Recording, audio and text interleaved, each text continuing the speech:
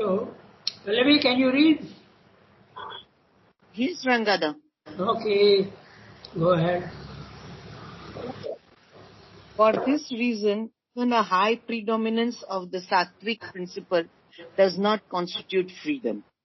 For, as the Gita points out, the sattva binds as much as the other gunas and binds just in the same way by desire, by ego. A nobler desire, a purer ego.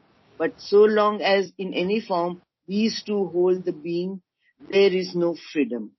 The man of virtue, of knowledge, has his ego of the virtuous man, his ego of knowledge, and it is that sattvic ego which he seeks to satisfy. For his own sake, he seeks virtue and knowledge. Only when we cease to satisfy the ego, to think and to will from the ego, the limited I in us, then there is a real freedom. In other words, freedom, highest self-mastery, begin when above the natural self we see and hold the supreme self of which the ego is an obstructing veil and a blinding shadow.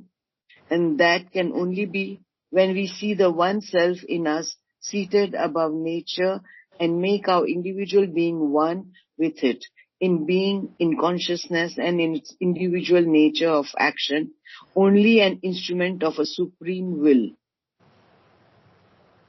The one will that is really free. For that we must rise high above the three gunas, become three gunatita, for that self is beyond even the sattvic principle. We have to climb to it through the sattva, but we attain to it only when we get beyond sattva.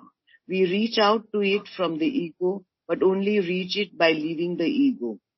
We are drawn towards it by the highest, most passionate, most stupendous and ecstatic of all desires. But we can securely live in it only when all desires drop from us. We have at a certain stage to liberate ourselves even from the desire of our liberation. Okay, quite simple, but we'll go through sentence by sentence and see what we say. Okay. First of all, there are three gunas, the modes of nature. Tamas, corresponding to the body, matter. Rajas, corresponding to the vital, which is full of energy and action and power. Okay.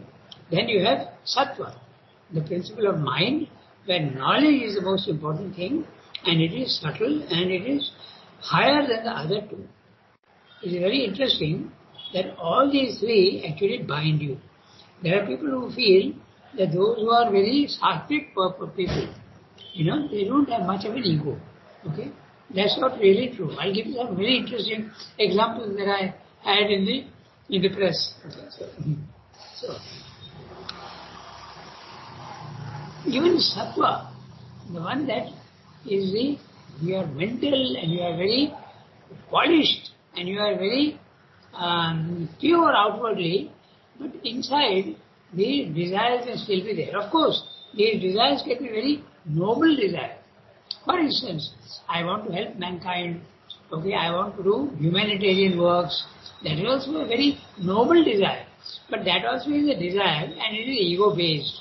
Okay, so you have to go beyond that. So, one by one, we read the sentences.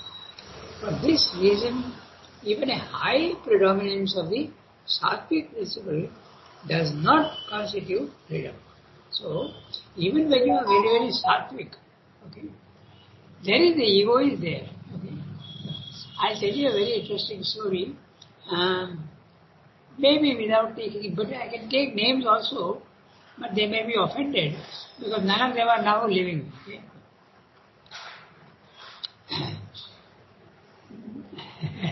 There is a very famous Gujarati poet, okay, in Gujarat, and he was here in the ashram. Okay. He used to run a magazine also, which used to go to many places in Gujarat. Now, in our Ayodhya Puja, okay, the workers used to do the puja, and they would also sometimes garland the manager. Okay, so that day they were all sitting in the on chairs before mother and son-in-law's picture. And the puja was finished, and then they came with two garlands, okay, to garland the manager. One. So when the man came forward, one of these people who was a poet, he assumed automatically that, oh, they are coming for me. Now that's a very egoistic thought. You don't know for whom they are coming. And they came, and he stood up and put his neck out for being garlanded. And you know what happened? It was really funny, but also, in a sense, very telling. So the man who was bringing the garland put it on somebody else's neck. Okay, it was a foreigner, and our Indian that time, I'm talking of 50 years ago, the local people used to always think that the white people, the foreigners, are superior to us. So they garlanded the superior man, and this other gentleman was left wondering what happened. When he lifted up his neck, he saw that the garland has gone somewhere else. So even those who are very polished, okay, and very gentle in their speaking and their manners, still they can be an ego. The ego is usually a sattvic ego. So that even that is not enough. You must be absolutely free of everything. For this reason, even a high predominance of the sattvic principle does not constitute freedom. For, as the Gita points out, sattva binds as much as the other gunas and binds just in the same way by desire, by ego. A nobler desire, a purer ego, but so long as in any form these two hold the being, there is no freedom. So freedom means absolutely no ego at all, and also no desire. Not even the most wonderful desire also you won't have. You can do works of humanitarianism and charity, but if a person who is free does that, he is not doing it out of an egoistic motive. He is doing it because he needs to do it. Okay? So, but the Gita, as the Gita points out, sattva binds as much as other gunas and binds just in the same way by desire and ego. Only they become nobler and purer. But so long as in any form these two hold the being, there is no freedom. Ramakrishna describes the gunas as follows. He says that tamas is an iron chain. It enchains you.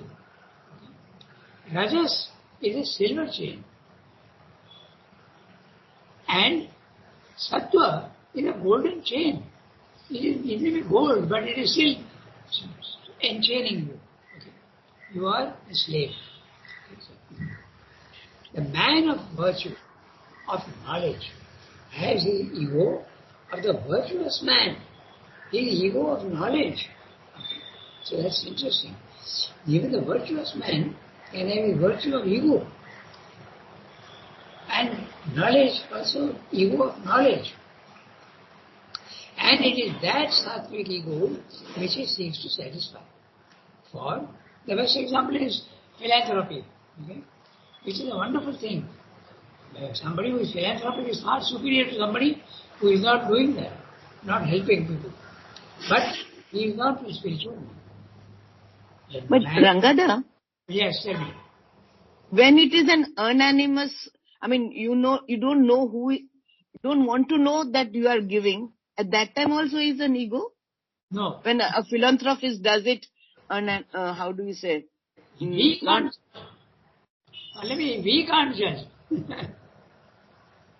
We can't judge only. But sometimes, as I told you the story just now, the fact that you are assuming that you are the one to be garlanded, that is a signal, that is a sign. So I know someone who does philanthropy, but doesn't want his name to be named. He doesn't want anything to be named, not even to be garlanded or be thanked or anything. Yes. At that time? Yeah, I know what you're saying, but just see, it is possible that he doesn't have an ego. But it is also possible that he has an ego see how great I am. Yes. I am not even taking credit for what I am doing. Yes. It can be like that. So, that's the whole thing. In fact, it is even more, it is very subtle. I am not taking any credit for what I am doing. I don't want anyone to know. And nobody will know. But he is priding himself. He is having pride that I am so egoless that I don't want anyone else to know about it. Okay? That I am doing this work. So that is not right. But a man who is free can do philanthropic work. Okay? Can do philanthropic work. Very difficult for someone else to see and judge. It's not possible. Only those who are already free, they will be able to judge who is free and who is not. Okay? As in French they say, seul le semblable connaît le semblable. Only the Yes. similar man will know this Yes. place. Otherwise you can't. Okay? So, Rangada, yes.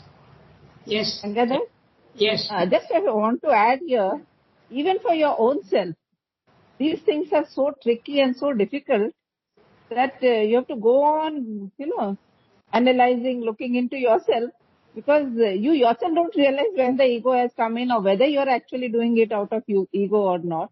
Yes, yes. The ego of pride, subtle egos.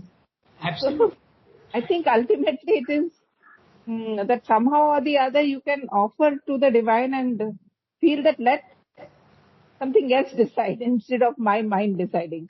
That's right. You're absolutely right. I don't know how to put it, but it is very, very subtle.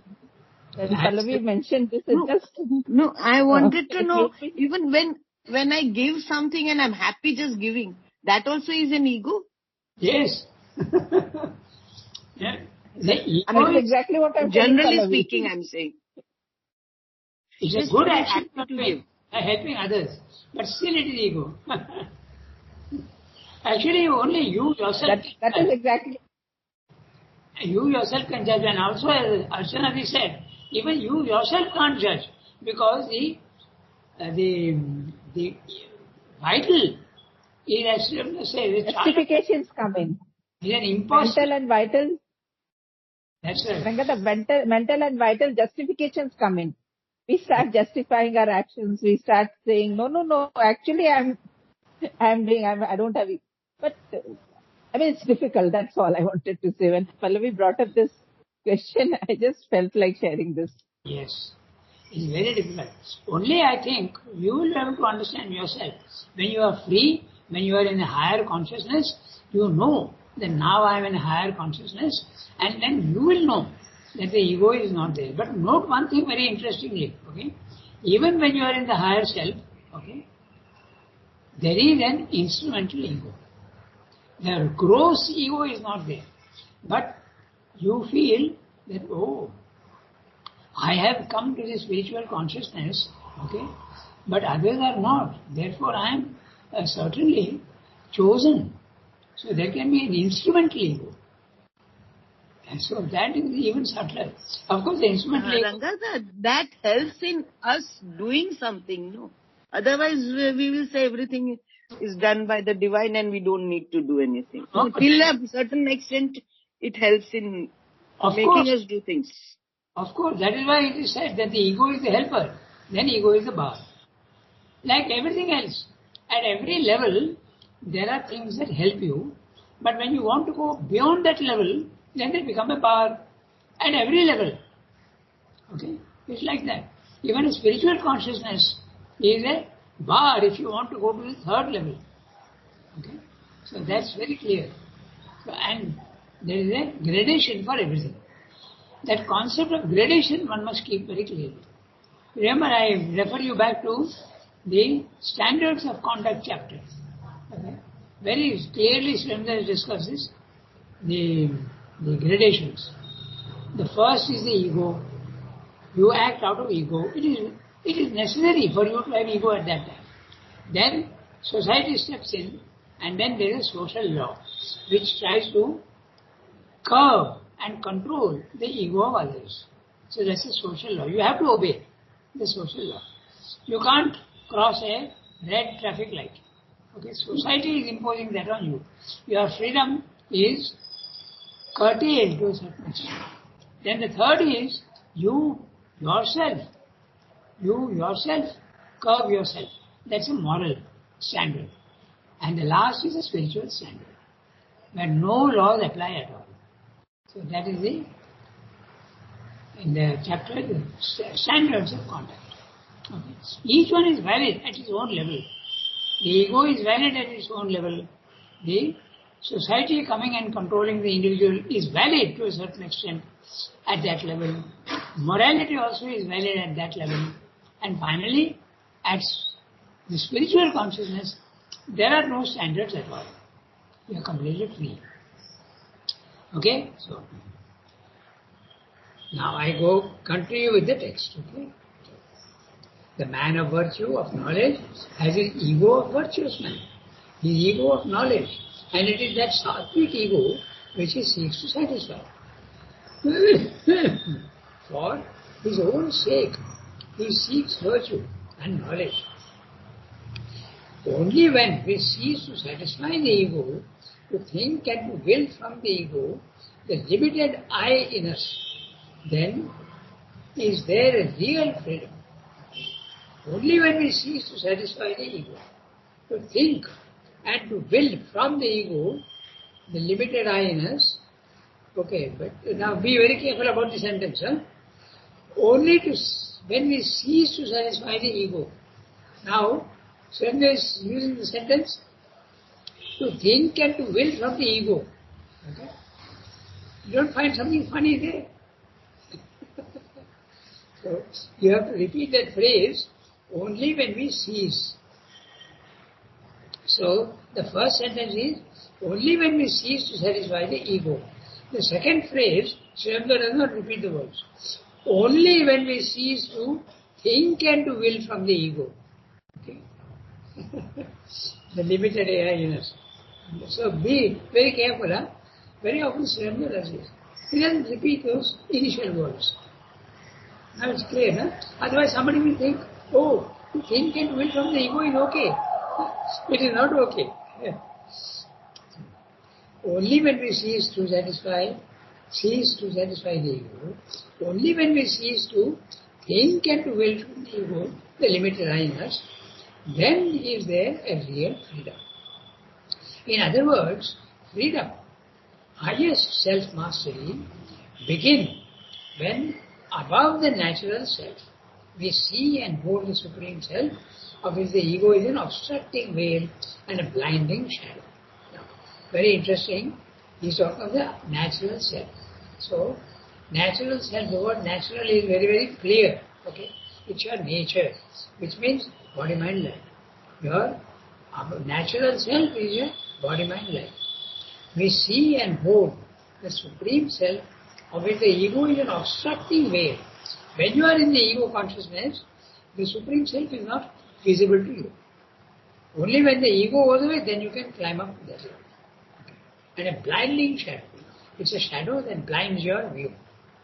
And that can only be when we see the one self in us, seated above nature, and make our individual being one with it in being and consciousness, and in its individual nature of action, only an instrument of a supreme will, the one will that is really free.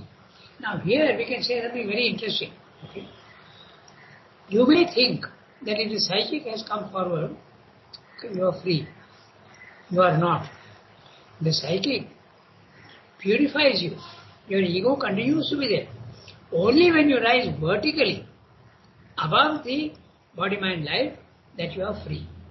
If the psychic comes forward, it has got a tremendous purifying effect. But why does it need to purify if you are above? No, you are not. Okay? Your own nature continues and but your orientation, your effort is now very clear that this in me, I don't like it. Removes the veil and the blinding shadow, the psychic removes. But that doesn't make you free. You have to struggle. And struggling is much easier when the psychic is there. When the psychic is not there, You have to struggle very, very hard. One that is really free. For that, we must rise high above the three gunas. Note the words high above.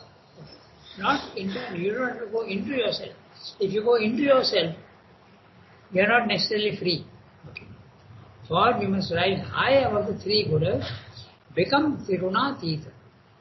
Triguna Atita, going beyond the three gunas. For that self is beyond even the sattvic principle. We have to climb to it through the sattva. The word climb also suggests the height. Okay. So it is outside. You have to go above the body mind. To climb to it through the sattva, but we attain to it only when we get beyond sattva.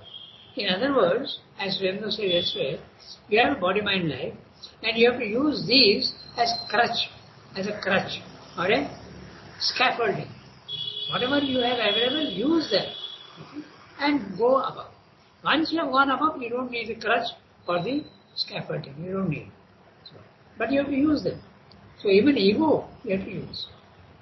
We have to climb to it through the sattva, but we attain to it only when we get beyond the sattva. We reach out to it from the ego, but only reach it by leaving the ego. So, Pallavi was saying that the ego is very helpful. There you are. He is telling very clearly the same thing. We reach out to it from the ego. You have to use your ego, but only reach it by leaving the ego. Ego is the helper, ego is the bar. The same thing can be said in this way.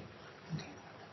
We are drawn towards it by the highest, most passionate, most stupendous and ecstatic of all desires. Which is that? The desire for the divine. That is the only desire which is allowed to you. But now you can change the name of that highest desire for the divine. You can call it aspiration. Okay. So, but we can securely live in it only when all desire drops away from us. Now look at that last sentence. We have at a certain stage to liberate ourselves even from the desire of our liberation. Now, desire for liberation is good at the lower level.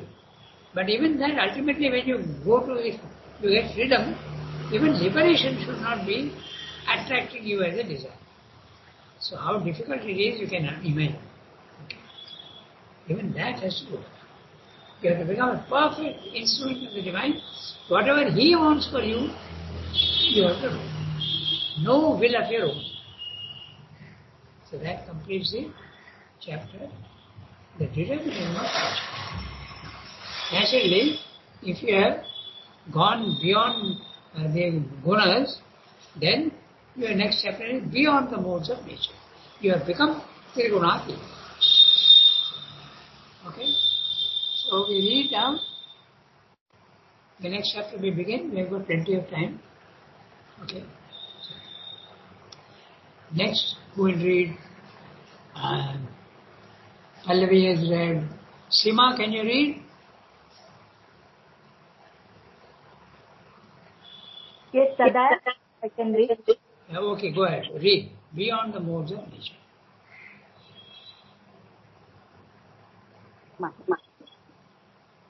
Beyond the modes of nature. So here, they explain the determinism of nature and what it amounts to is this, that the ego from which we are is itself an instrument of the action of Prakriti and cannot therefore be free from the control of Prakriti.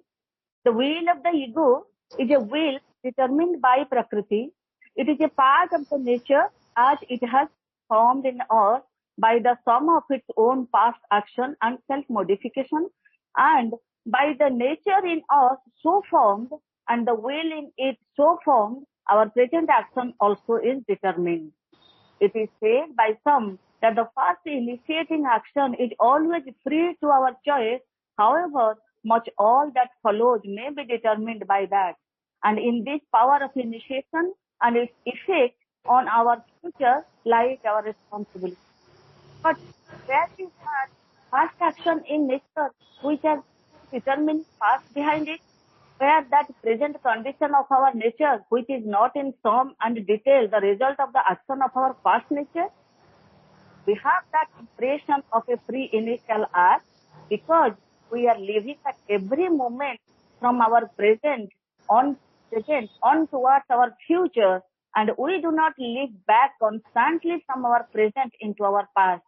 So that what is strongly vivid to our minds is the present and its consequences, while we have a much less vivid hold of our present as entirely the consequence of our past. This latter we are apt to look on as if it were dead and done with. We speak and act as if we were perfectly free in the pure and virgin moment to do what we will with ourselves, using an absolute inward independence of choice. But there is no such absolute liberty. Our choice has no such independence.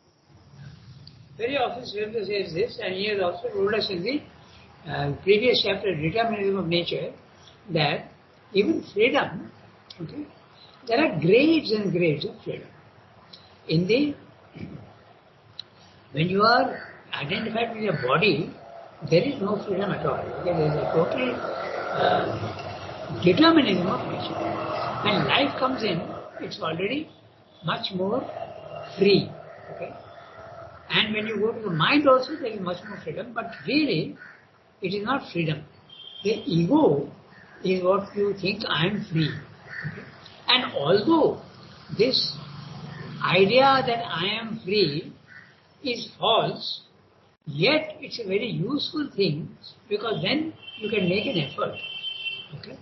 If that is not there, so even the falsehood has a very, very beneficial influence on you. Okay? That is what Srila is explaining in this panel. He showed us very clearly. So even that falsehood that I am free, that is very necessary because otherwise you won't make an effort. You will say, what is the use of making an effort? I am completely bound, so I don't need to make an effort. Okay. That's what Swami is explaining in this panel. Now we'll have a look at each one. So far then extends the determinism of nature. Determinism of nature means nature binds you down to make you a slave to her commands.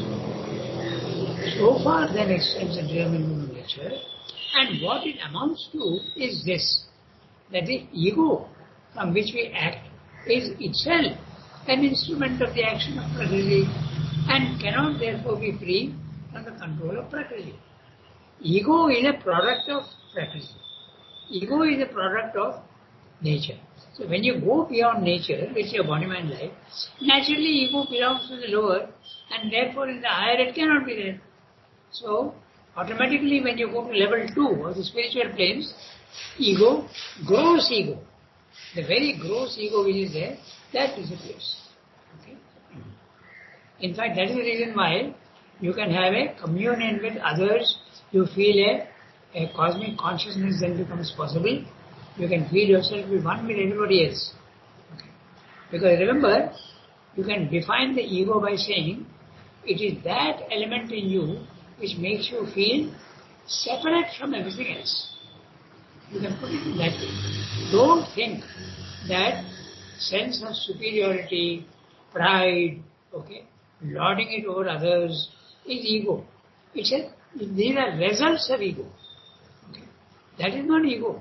Sense of superiority is a result of ego. Ego is not. Ego is that which makes you feel separate from everybody else. And then you start comparing and then you feel I am superior. So it's only an effect.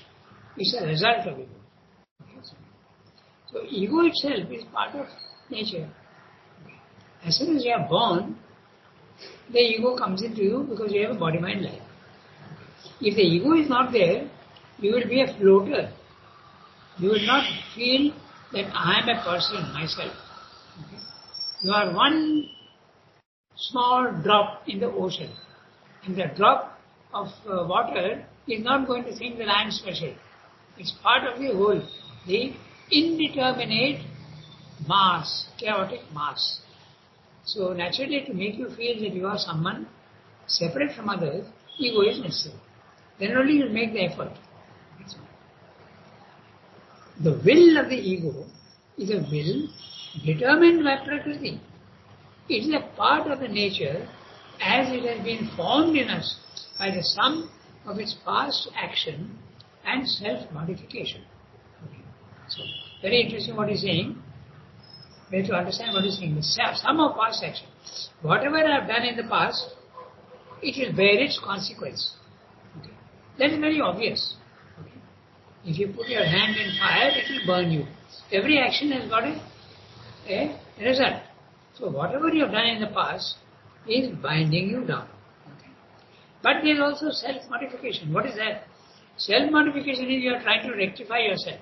You are trying to, by your own will, you are changing yourself. Self-modification. But it's not self-transformation. It's only a modification. That also is part of your character. Very good. And by the nature in us so formed, and the will in it so formed, our present action also is determined. Okay.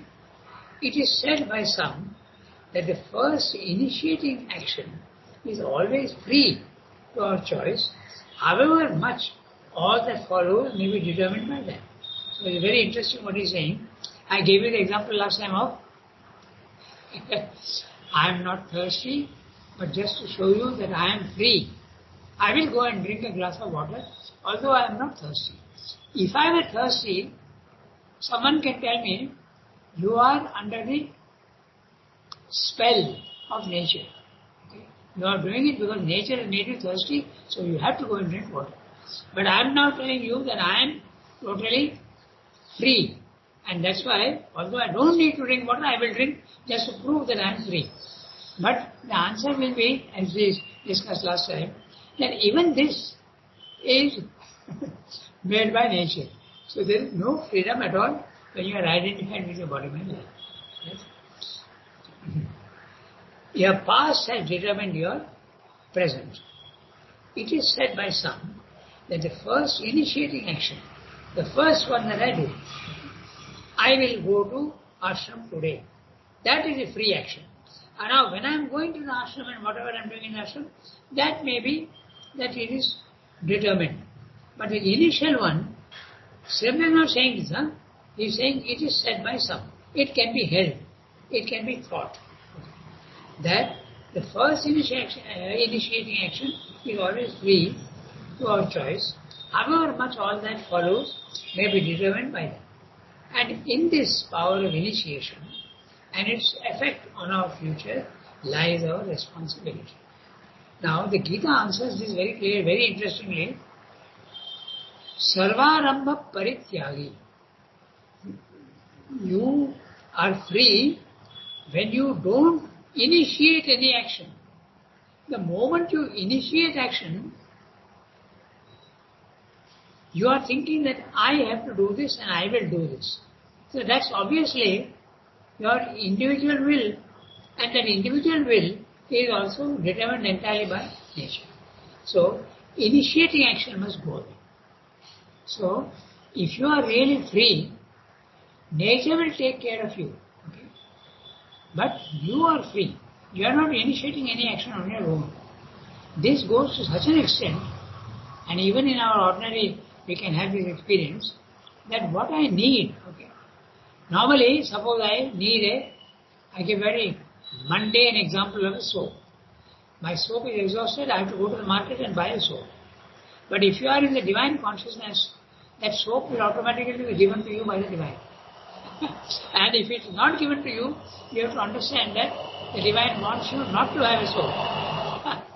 Okay, so that's very interesting, and that's exactly what it is. So when you are in that consciousness, then you don't have any initiating action. You have to become, as the Gita says, sarva arambha parityagi. You have to give up all initiation action. It is said by some. Yes, tell me. Yes. We ask something seriously, then what type of action? No, I didn't understand what you're saying.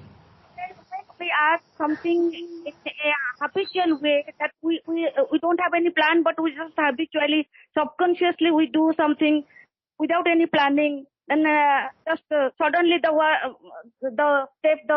work is being done by us, whatever that may be, the movement, the everything. What type of action we can say all those actions? In which we don't have any. Shima, I am telling you very clearly that even when consciously you do something, you are a slave to nature. So where is the question of unconscious? When you are doing something unconsciously without making a decision, it is even worse. When you are unconsciously doing something, it is nature which is completely guiding you. It is not something superior, it is something very, very inferior. Even when you are doing Thank fun. Okay? Wonderful. Yeah. Okay. I understand what you are saying. You are saying that I am not having any initiating action. I am just doing it mechanically. So, but that is even worse. Okay? You are completely governed by nature. That's it. I think it's clear, huh? Sima? Yes, Dada, yes. Yes. Yes, Dada. I understood your question. Because you are paying attention to the initiation of action. So when I am not initiating action, then I am superior? No, you are not superior if the ego is still there. Okay? And it is more worse. Subconscious also is completely under the domination of nature. Okay, so now, Sendra is asking if that is true. Okay, he is saying, however much all that follows may be determined by that, and in this power of initiation and its effect on our future life, our responsibility. But where is that first action in nature which has no determining past behind it? He is asking you that where is that first thing? Because the past is completely there and you are not seeing the past. Without seeing the past, that's what I tell you in the next 2-3 sentences, you don't see the past and you don't see how you are bound. So when you make a wish, I want to go there, you think that you are doing that in the present only. But it is the past that is binding you down. Okay. But where is that first action in nature which has no determining past behind it? Where that present condition of our nature, which is not in sum and detail, the result of the action of our past nature. Now, here is again the same thing that we discussed. Okay? Sranga is leaving out a word. Now tell me where that word is. Okay? I am reading the sentence. But where is that first action in nature which has no determining past behind it? Where that present action, that present condition of our nature, which is not in sum and detail, the result of our action, of our past nature. So the word is being left out by Sri. Okay? So that is not a mistake. It's a way of writing. I hope I'm clear, huh? So you have to read it this way. But where is that first action in nature which has no determining past behind it? Where is that present, you have to add the word is. Where is that present condition of our nature which is not in sum and detail, the result of the action of our past nature? We have that impression of a free initial act because we are living at every moment from our present on towards the future, and we do not live back constantly from our present into our past. So that what is strongly vivid to our minds is the present and its consequences, while we have a much less vivid hold on our present, as entirely the consequence of our past. We don't see the past and we don't understand how we come. This latter we are apt to look on as if it was dead and done with. Which is that latter? The past. Past is gone. It is dead. Where is the influence on me? But it had an influence. The past is a very big drag. Okay? So, we speak and act as if we were perfectly free in a pure virgin moment to do what we will with ourselves, using an absolute inward independence of choice. But there is no such absolute liberty. Our choice has no such independence. very, very clear and loud. Okay. So, 8:43. So we have to stop here. Next time we will continue with certainly the willingness, second paragraph. Okay? So,